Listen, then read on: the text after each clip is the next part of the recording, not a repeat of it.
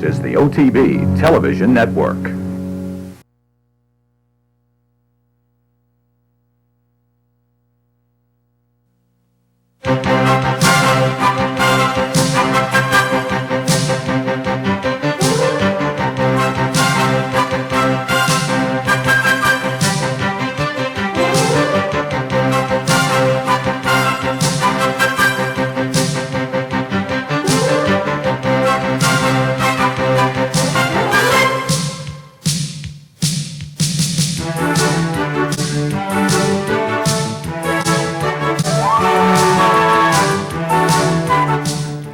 Good morning, everyone, and welcome to Down the Stretch. I'm Mark CUSANO. Well, over the next 60 minutes, we will be keeping you busy and bringing you up to date on the really most up-to-date news on the Kentucky Derby. We will take a look at some up-and-coming, late-developing 3-year-olds running the Jerome from last weekend at Aqueduct. We will also be going to Europe to take a look at supposedly the top 3-year-old in Europe participate in this morning's 2,000 guineas. Then we'll welcome in a pair of special guests, both from Churchill and both with designs on next Saturday's Kentucky Derby. Mr. Dale Romans, he's got the speedy Shackelford, who was runner-up in the Florida Derby. Shackelford just worked a short time ago, and we'll find out from Dale how he's doing. And we'll welcome in a first-timer to the program, Mr. Jinx Fires, who upset the Arkansas Derby with Arch, who's coming off a pretty strong work of his own yesterday at Churchill. So all of that and much, much more if you stay with me for this, our April 30th edition of the program, which is being sponsored by Parting Glass Racing, and you can visit them on the web at partingglassracing.com, as well as Bloodlines Racing, and you can visit them on the web at bloodlinesracing.com. Once again, good morning on this final day of April, 1 week out from America's greatest race, and we will be talking in depth about it beginning right now, because we've got a programming note for you concerning next Saturday's show. The Kentucky Derby Day edition of Down the Stretch next Saturday, May 7th, will begin 1 hour earlier at 9 o'clock. We will take you... We will go from 9 until 10, take you into the feed at Churchill Downs, because remember, first post at Churchill next Saturday for the Derby Day card is 10:30. So we will go 9 to 10 next week for the Derby Day edition of Down the Stretch. All right, a lot of Derby news to get to, and we'll begin with a factor. The impressive winner of the Rebel Stakes, two-back, prior to a disappointing try in the Arkansas Derby, is out of consideration for the Kentucky Derby. And more than with any other defection, this colt would have had a major impact on the race. His pure speed, which was taken away from him when 7th in the Arkansas Derby, would have ensured a rapid early pace next Saturday. The factor recently underwent minor throat surgery, a myectomy. It's a very common practice with horses who displace their soft palates, making it difficult to breathe. And Baffert's not going to do anything. You know, this is a very talented, albeit one-dimensional colt right now, but he is very talented, and there are any number of races that they could look at for the factor. Jaycito, another Baffert-trained 3-year-old, will also miss the run for the Roses. He's been battling foot problems, which caused him to miss the Santa Anita Derby and the Lexington. Baffert says he's simply run out of time with him, but he may try to get him to the Belmont Stakes. And I'll tell you what, Jaycito, there's been either you really like this colt or you wonder where all the hype has been coming from. Jaycito took blinkers off when he ran second, a really mediocre second, to Premier Pegasus in last. And going to be interesting to see when Baffert puts the blinkers back on Jaycito if he gets a little more out of him. And JP's Gusto, who set the pace before tiring to 8th most recently in the Arkansas Derby, has also been taken out of consideration for the Kentucky Derby by his owners. And this is really surprising to me, because his owners did everything they could to force the issue with this colt. So good for them to have come to a very intelligent decision on JP's Gusto. The colt is on his way to New York. He will now be conditioned by Mike Hushin here in New York. All right, so with the Factor and Jaycito and JP's Gusto all being declared from the Derby this week, let's take a look 1 week out from America's Greatest Race, how the Derby field is shaping up. And remember, you've got the top 20 in graded stakes earnings getting into the field, and they are the 20 above the dotted line. So the field right now looks like Uncle Mo and Dialed In and Arch, Arch, Arch and Comet to the Top and Toby's Corner and Pants on Fire, Midnight Interlude and Soldat, Brilliant Speed and Master of Hounds, Twice the Appeal and Nero, Mucho, Macho Man and Decisive Moment, Animal Kingdom and Stay Thirsty, Santiva and Watch Me Go, and Shackleford and Twinspired. Now the colts below the line, and there's been some differing opinions on Derby Kitten, the colt who upset the Lexington. But right now, if there is a defection from the body of the race, Anthony's Cross, who was so disappointing in the Santh Anita Derby after looking so good in the Robert Lewis back in, I believe it was February, Anthony's Cross would be the first to get in with a defection from the body of the race. So the 20 above the dotted line, those are the 20 in the Derby right now. And a number of jockey assignments have been firmed up this week. Mike Smith, who won the Derby aboard Giacomo, will be riding Twinspired. Ramon Dominguez, last year's Eclipse Award winner, will ride the Mike Rapoleone Stay Thirsty. Sean Bridgemahan will be aboard Santiva, who never had a chance to run in the recent Bluegrass. Garrett Gomez, as expected, because he turned down a number of possible mounts, he will be riding the English Invader Master of Hounds. And Calvin Burrell, the winner of 3 of the last 4 Kentucky Derbies, will be riding Twice the Appeal. Calvin and his agent, Jerry Hissam, turned down the mount on Watch Me Go.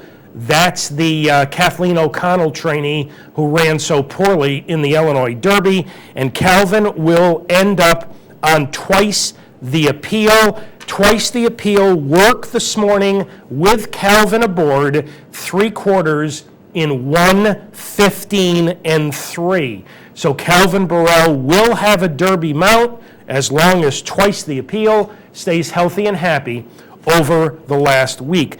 Now, there was also, in addition to Shackleford, and we'll talk to Dale Romans about his work coming up in a little while, there was a very, very important work this morning at Churchill Downs, and that work was for Animal Kingdom.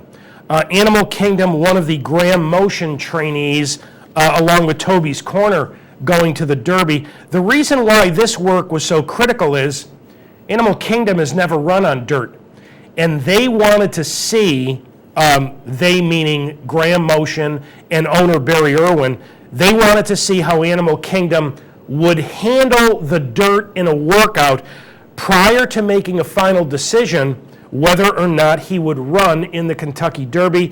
Our Julie Hoxie just got off the phone with Graham.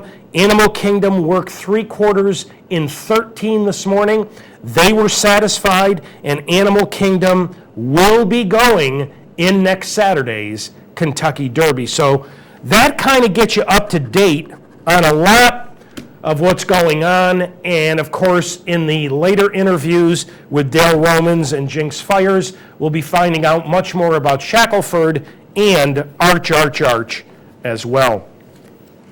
Got an email from Frank, and Frank, I wonder if you and I went to high school together. You didn't mention that in the email. Frank says, in the Derby Futures wager, what happens to the monies that were wagered on horses who are now not going to run in the Derby, such as the Factor and Premier Pegasus and Jaycito? I know there are no refunds, so is that the chance you take? That's absolutely correct, Frank, because this is a pari-mutuel pool. and depending on the amounts of money bet on each of the, 23 separate interests, plus the mutual field, that goes to determine the odds and the payout. And unfortunately, if you liked any of those horses and they didn't make the race, you're out of luck.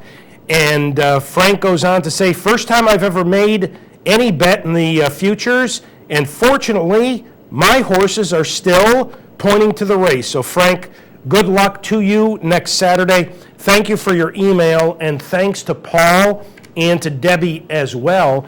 And for those of you who would like to correspond with us here at Down the Stretch, here are the ways in which you can do that. Through the United States Postal Service, Down the Stretch, Capital District OTB, 510 Smith, Schenectady, 12305, or electronically at viewermail at capitalotb.com. Dancing in Her Dreams, the John Ward trained filly who showed so much promise last year at 2 has been taken out of consideration for next Friday's Kentucky Oaks. Following a not very good second behind Our Heat Lightning 2 back at Gulfstream, Dancing in Her Dreams was absolutely dreadful when last in the recent Ashland at Keeneland. Now, while this is not a surprise that she's been taken out of consideration for the Oaks, I mean, those connections are going to do what's right by their filly. The announcement did come from owner John Oxley and not trainer John Ward. That was kind of interesting. In other Kentucky Oaks news, Arienza, a filly that we've shown you, in fact, we've shown you all 3 of her races on the program. She's the daughter of Azeri. She will not run in the Kentucky Oaks. She will likely go in the 8 Bells instead. That's a shorter race. And I agree with that because I think they were rushing Arienza to get to a major race. I believe she's run 3 times in her career, all in a span of 5 weeks. So I think it was a little too much to try to get her to the Oaks. And Delightful Mary, trained by Mark Cassie, has also been withdrawn from consideration for next Friday's Kentucky Oaks. Sadler's Wells, one of the greatest sires in the history of European breeding, died of natural causes this past Tuesday at Coolmore Stud in Ireland, where he had been standing since 1984. The 30-year-old son of Northern Dancer was a fine racehorse, but was a great sire. He has sired 323 stakes winners to date. He was the leading sire in England and Ireland a record 14 times and has sired the winners of 6 Breeders' Cup events. Those are the types of sires that you simply cannot replace. Here in the States, Stormello was euthanized this past week due to complications from the terrible disease colic. Stormello was only 7 years of age. He won the Hollywood Futurity. I'm stretching my memory. He may have won the Norfolk as well. I remember we had his trainer, Bill Curran, on the show during that nice run with Stormello, who has died at the very young age of 7.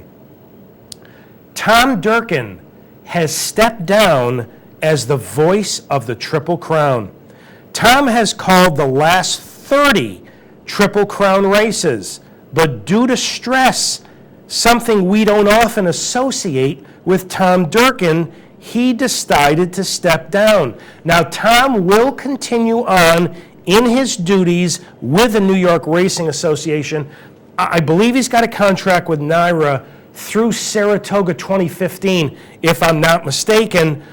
So he will continue to call races at NYRA, but Larry Colmus will take over the duties for Tom, calling the Triple Crown races. All right. One race from last week, and I'm not going to show you the Lexington because it doesn't appear as though it's going to have a major impact. But the race I want to show you comes from Aqueduct, and this is the Jerome. And it featured a number of late developing 3-year-olds running over a sealed, sloppy track. The 2-1 favorite, who would eventually run last in here, is number 2, Cal Nation, a very impressive maiden winner, 2-back, before running second to his stablemate, Dance City, in last. The second choice at 2-1, number 1, Astrology, second in the Sunland Park Derby, in his 2011 debut in last. He would rally very late for second.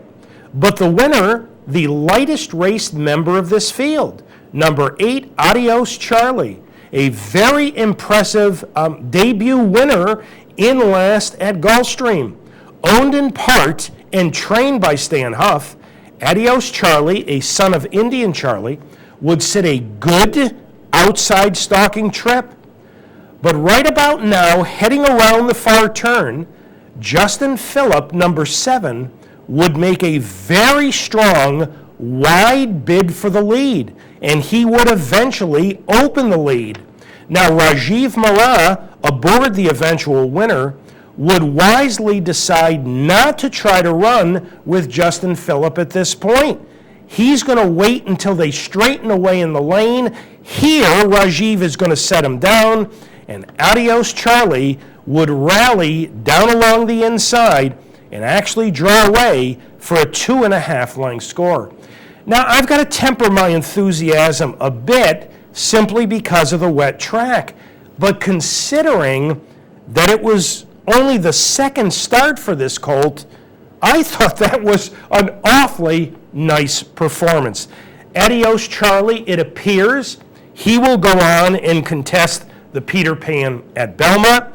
Astrology, who you saw rally very, very late for second, will likely contest the Preakness. Justin Phillip finished third after opening the lead in the stretch. Rattlesnake Bridge was fourth. He looked like he was spinning his wheels a little bit over that wet track. 1 minute 36.81.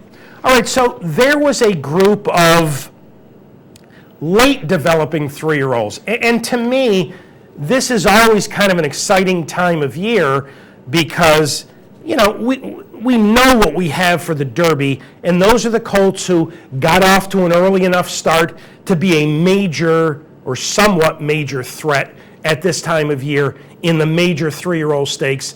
The colts, some of the colts you just watched in the Jerome, they're more late developing 3-year-olds, but could play a major part in the 3-year-old races down the road here in the States. Well, a couple of moments ago in England, they ran the 2,000 guineas at Newmarket over the Rowley Mile, and all eyes were on Frankel, owned by Juddmonte, named for the late great American trainer Bobby Frankel. This colt was unbeaten. He was the joint champion 2-year-old in England last season. He won his prep for this 2 weeks ago in the Greenham Stakes at Newbury. We showed you that race on the program. Henry Cecil trains Frankel, and Henry gave him a piece of work last Thursday that, according to all reports that I read, Henry was absolutely delighted with the work. Henry Cecil is, one of the greats. To give you an idea how long Henry Cecil has been around, his last victory in the English 2,000 guineas was 35 years ago. Frankel set to go off the shortest guineas price since Appalachia in 1974. He was beaten at 2-9. Frankel, the 8-15 betting choice. So let's go to Newmarket. Take a look at Frankel in the English 2,000 guineas. They're off. They're racing then, and Dubarby Gold is slowly away from the gates for this Kipco 2,000 guineas. Frankel got out well. Rodrigo Connor, and towards the near side, rerouted with Frankel, who's gone on. Frankel leads to rerouted in second place. Native Khan, Casamento, the blue jacket nose bandit, is going to chase through. Rodrigo Connor just in behind. Native Khan taking a prominent position. Dubarby Gold, happy today, have dropped out towards the rear of the field, but Frankel is already 4 lengths clear. He's heading down now towards the last half mile, and it's Frankel and Tom Queally by 5 or 6 lengths to Casamento in second place, and then rerouted in third. Rodrigo Connor and Slim Shady and Native Khan just in behind those. Samid comes next, and then comes Brooks. Dubalbi Gold is still at the back of the field, but at halfway Frankel is almost 10 lengths clear.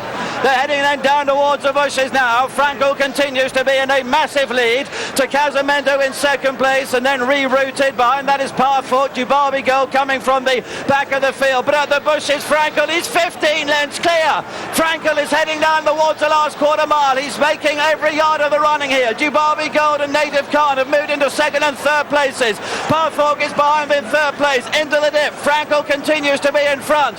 He's 6 or 7 lengths clear to Dubalbi Gold, who's coming to second. Native Khan in third position inside the last furlong. A horse who is pure class. Frankel has destroyed them from halfway. An amazing performance as Frankel heads towards the line to make every single yard in the Guineas and win it well. Dubalbi Gold in second, Native Khan in third. Slim Shady is just in fourth, and Fury in fifth. Well, that was quite frankly absolutely staggering. No pacemaker at all. Frankel, I just can't really believe my eyes, but a race has been won like that. He was about 15 lengths clear at one stage. He had the...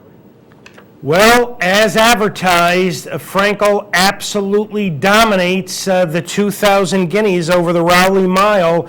Tom Queally, who was winning his first ever British Classic, just, set him to the lead, and it's like, the old-fashioned trainers said, get to the front and improve your position, and Frankel absolutely dominates the 2,000 Guineas for Henry Cecil and Tom Queally. Now, this is interesting because, I guess one of the major concerns about Frankel, there haven't been too many at this point, is he's kind of a hot-blooded colt.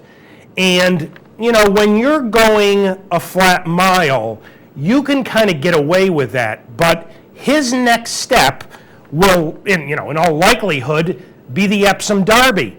And when you're stretching out to a classic distance, you've got to get a colt to settle and relax, because there's a huge difference between the Rowley Mile of the English 2,000 Guineas and trying to win the Epsom Derby. But congratulations to Henry Cecil. Congratulations to Tom Queally, having won his first British Classic.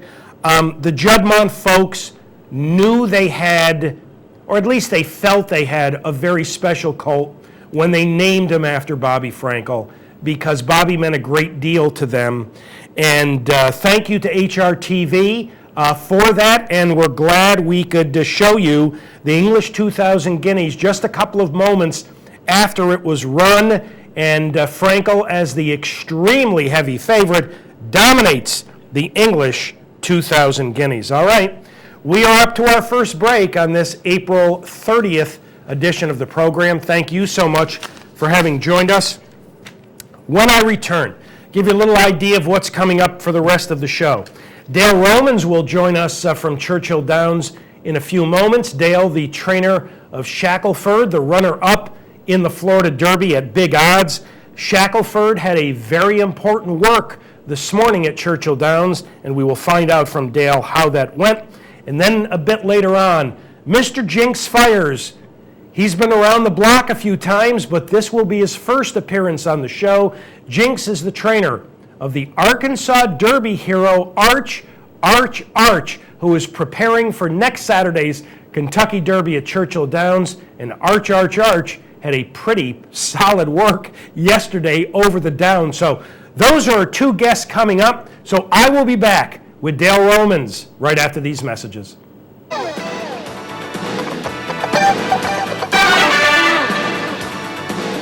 This is the OTB Television Network. What's better than picking the winner? How about owning the winner? With Saratoga's original racing partnership, Parting Glass Racing. Our partnerships are surprisingly affordable, offering minimum risk, maximum purchasing power, and the unparalleled expertise of a superior management team. A team of proven winners. Join Saratoga's original racing partnership. Call 877-RACE-WIN. That's 877-722-3946. Or visit partingglassracing.com. Whether your horse runs like a champion or an also-ran, it takes money to own a thoroughbred. Bloodlines Racing brings owners together, spreading out the costs and risks associated with being a player in the sport of kings. Bloodlines breeds and races horses with elite pedigrees for a better chance to produce stakes horses, champion horses, world-class horses. At Bloodlines Racing Partnerships, we're about quality, not quantity, and you can be too. For more information, visit bloodlinesracing.com.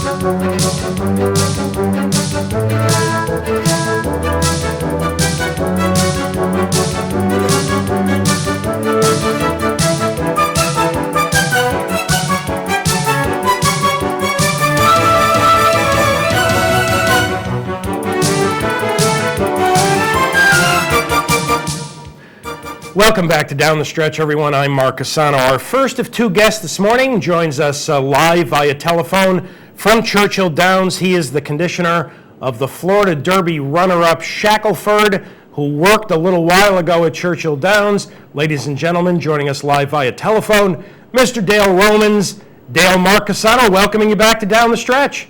Hey, Mark, thanks for having me. Well, Dale, he worked a little while ago at Churchill. How'd he go? It was a super work for him. He went around there in 58-4, and it never looked like he got out of a gallop. Dale, that comes on the heels of a pretty nice work over a wet track at Churchill. I mean, is he giving you an indication that he's moved forward since the Florida Derby? He really has. I mean, he was training great going into the Florida Derby, and that's the only reason we ran him. I mean, we went off 70-1. We don't like to make a habit of running 70-1s in grade ones, but he was doing so good then, and he's just continued since he got to Kentucky and improved. I mean, he's just gotten better and better every day. Well, Dale, I want to take you back to the Florida Derby, and for our audience, he is number 5 in here. He was a big, big price and ran a big, big race. Talk about this effort to our audience, if you would, please.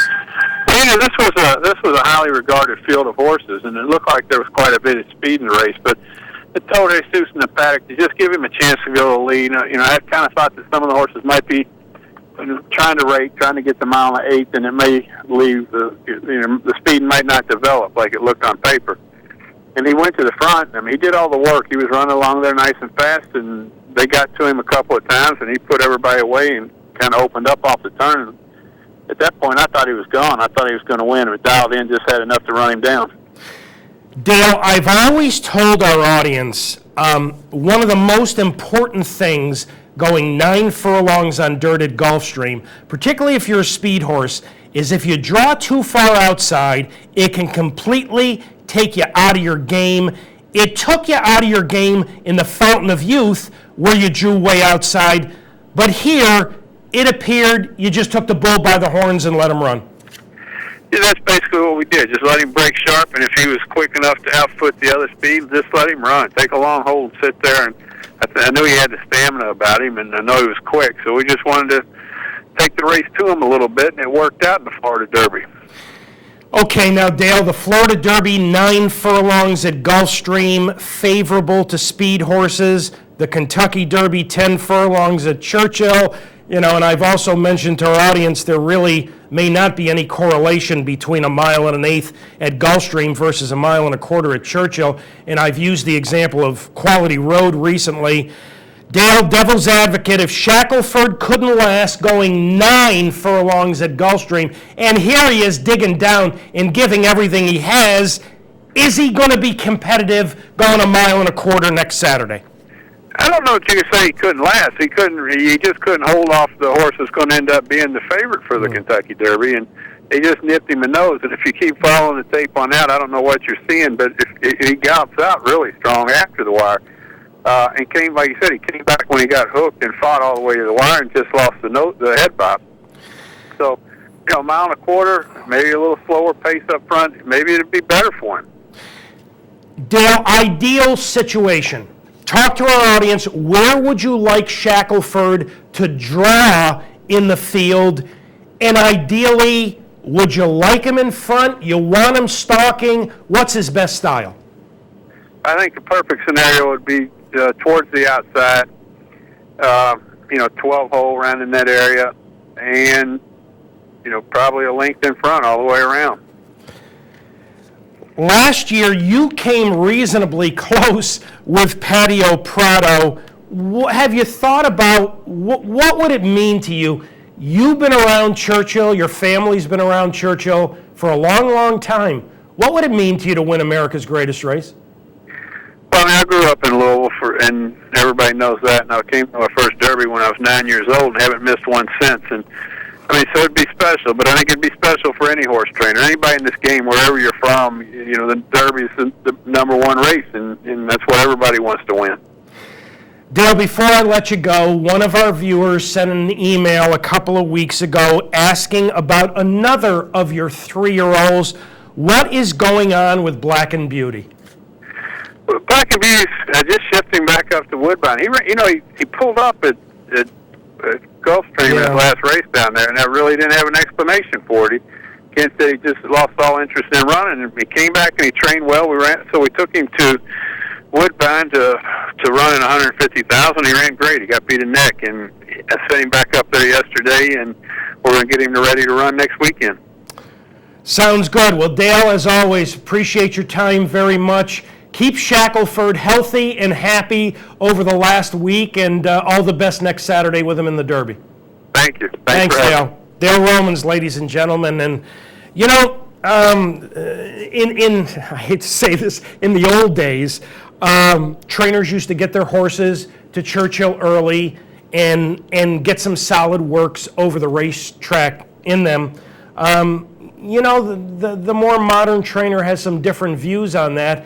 But I wouldn't think it could hurt at all that a horse like Shackelford goes there coming off a career best effort in the Florida Derby, works well over a wet track at the Downs, and then this morning over a more normal surface turns in an outstanding move. And certainly Shackelford looks like one who's going in the right direction. You heard Dale where he would like to draw, so you pay attention to that during the post-position draw later in the week. A reminder that this morning's program is being sponsored by Bloodlines Racing, and you can visit them on the web at bloodlinesracing.com or call them at 802-436-2159 at Bloodlines Racing.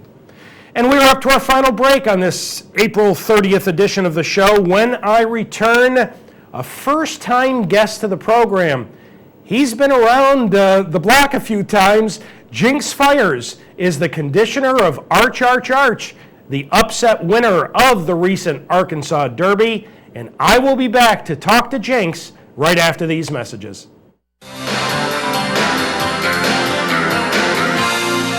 This is the OTB Television Network. What's better than picking the winner? How about owning the winner? With Saratoga's original racing partnership, Parting Glass Racing. Our partnerships are surprisingly affordable, offering minimum risk, maximum purchasing power, and the unparalleled expertise of a superior management team. A team of proven winners. Join Saratoga's original racing partnership. Call 877-RACE-WIN. That's 877-722-3946 or visit partingglassracing.com. Whether your horse runs like a champion or an also-ran, it takes money to own a thoroughbred. Bloodlines Racing brings owners together, spreading out the costs and risks associated with being a player in the sport of kings. Bloodlines breeds and races horses with elite pedigrees for a better chance to produce stakes horses, champion horses, world-class horses. At Bloodlines Racing Partnerships, we're about quality, not quantity, and you can be too. For more information, visit bloodlinesracing.com. This portion of the program brought to you by Capital Bets. For more information, go to capitalotb.com. Catch the excitement with Capital OTB online. It's now easier than ever with internet wagering at capitalotb.com. Wager online and get track odds, online contests, membership specials, and it's secure and fan-friendly. Whether it's a big stakes day like the Kentucky Derby, Belmont Stakes, Travers Stakes, Breeders' Cup, or just a great day of racing, wagering online at capitalotb.com is always simple and easy. Sign up today at capitalotb.com because your chances are better with Capital OTB.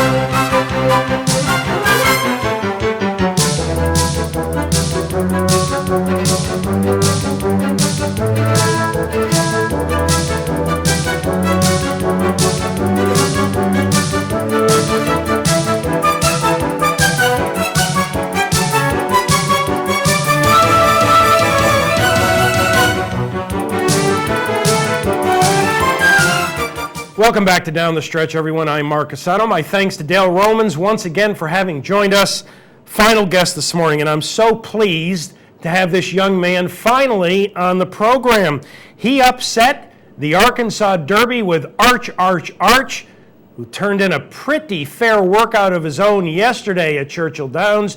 Joining us live from Louisville, Mr. Jinx Fires. Jinx, Mark CUSANO welcoming you to Down the Stretch.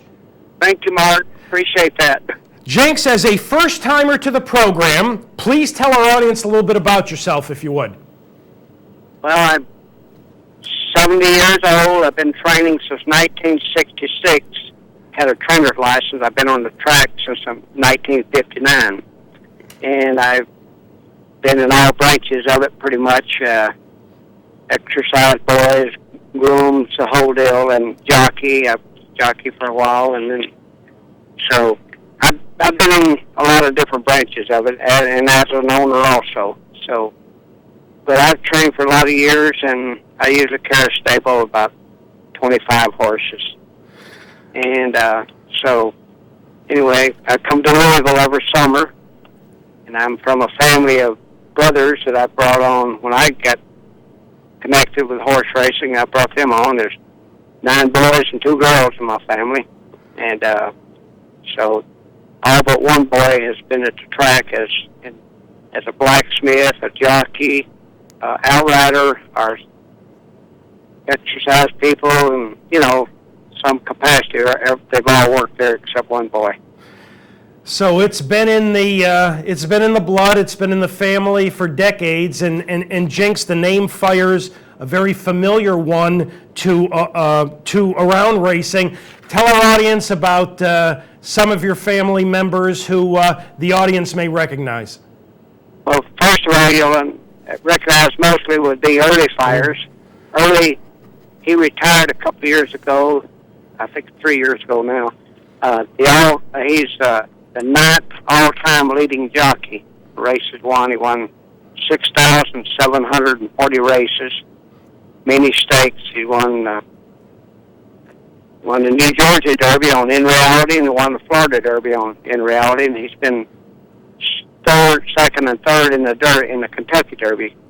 He's never won one, so that was his deal. But he's retired now and has a farm in around near Chicago, and so he just coming around. He'll be here for the Derby, of course. Among a lot of my family will be here. So, but we go to Oakland Park in the winter and Churchill in the summer, and we race around the country from there. Well, that's great. Well, let's talk about the colt who's going to get you to your first Kentucky Derby. That's Arch. Jinx, how's he doing? He's doing great. We had an outstanding breeze yesterday. He went 59-2 and galloped out 3/4 and 112, and he did it pretty much in hand. When I say that, John let him just at the end let him be still on off away from the other horse, but it was an outstanding work, and he came out of it good. He looks good this morning. We took him back to the track this morning, just walked around and stood him in the starting gate, and then jogged him on around, and he seemed fine. So no worries, Jinx, that the work might have been a little bit quick. Obviously, it was 8 days before the Kentucky Derby, so everything good? Everything's good. No, we weren't worried about that. We thought that was a good move. Jinx, does that work? Do you feel that work signifies that he's actually moving forward since the Arkansas Derby? Oh yes, we think he's gotten better since the Arkansas Derby. We feel like he has, and he's trained forward right along. So we're pretty optimistic about that. That's great. I don't think you're going to mind, but I'm going to take you back to the Arkansas Derby for our audience. He is number 9 in here. Jinx, talk about this performance, if you would, please. Well, he broke. The track was a very fair track. The Rebel was very speed biased, and of course we got kicked up in that gate also. But then in the Derby, we broke pretty much where we wanted to, and unfortunately we had to lose ground in the 9 hole, so we were a little wide on both turns. But we were out of trouble, so we had the perfect trip. We never got stopped any place, so that's what we're hoping for in the Kentucky Derby, that we'll have a good, clean trip. Jinx, the fans really weren't expecting this as he was sent away at 25-1. Did you think going into the race, honestly, you had a realistic chance? Oh, yes, we did. The whole barn felt like that. And we felt very good about it because we had seen the track and knew it wasn't going to be a speed bias track, And so, everyone saw the Factor win the Rebel stake, and he won it impressive. So most people jumped on the bandwagon with him, and of course that's why we were 25-1. I don't think he'll be 25-1 in the Kentucky Derby, but could be wrong. Jinx, your son-in-law John Court rode for you here. What did he have to say to you after the race? He said he just did everything he asked him to do. Of course, he won, and of course we did have Asmussen's horse running at him at the end, but John had kind of put his stick away. He wasn't riding him out, and so he said he felt like he had enough horse hang on, so he didn't see him need beating him up, to make him go on faster. So that was good. If it had been me, I'd have been hitting him a couple more times. Were you pleading, where's the wire, where's the wire? Oh, yes, certainly. We were all, gritting our teeth and said, hang on. So we got cheering. Of course, the crowd at Oakland, most people in Arkansas either know of me or know me, so they, at the horse race, I've trained there a lot of years, so I think we had the whole grandstand pulling for us. Yeah. Jinx, I think that was your first Grade 1 victory. I have a very important question for you. Has the celebration ended? No, everyone's still excited about it, and everybody's, there's the whole barn, and of course everybody keeps coming up with pictures, and of course the press has been with me all along. When you get to the barn, they're there, and they're usually there when you have to leave. So it's kept everyone excited, and the barn, the help has all been excited about it. That's fantastic. Arch will be your first Kentucky Derby starter. How's it feel? Well, it feels great. I've been here a lot of years. I missed 2 derbies. I got drafted in the Army. So since Carryback won, that was my first one. Johnny Sellers rode him. Anyway, that's the first derby I saw live, and I've not missed any other than the 2 years I was in the Army. So I've been here that long. It's been very good. Derby's always exciting because everyone else is excited about it. So Louisville is a different town when the Derby's here. Yeah. Jinx, have you given yourself the opportunity to maybe dream what it would be like to win it? I've thought about it a little bit, but I try to, just hope. I don't feel my hopes so big that I'm going to be really disappointed that bad, like some people do. I'm hope that will happen, but at the same time, I'm going to, as long as he comes back safe and sound, and everyone else does, I'll be happy. But I'll be happier if I win it, of course. But you get beat, you come back, try to beat them in the next one. Jinx, could the colt be doing any better 7 days out from the race? I wouldn't think so. No, he's doing as good as you could ask a horse to do. In fact, I took him to track this morning. He didn't like it because he didn't get to train. We just kind of walked and jogged around there. When he realized we were going home, he wanted to jump in the air, and yes, I told John this, that John was on him, and I said, I was with him with the pony, and I told him, I said, I think he's mad because he didn't get trained. He said, yes, he is. But he did that in Arkansas one day. We took him rode him over the paddock and stood him, and he didn't like it the same way. He wants to train. He loves it. Well, Jinx, keep him happy and healthy over the last 7 days here. All congratulations on winning the Arkansas Derby to you and your staff, and all the best next Saturday as you get them prepared and you run them in America's greatest race. All the best to you. Well, thank you very much. Appreciate it. Thank you, right. Jinx. Jinx Fires, ladies and gentlemen, the trainer of Arch, and it's a wonderful story.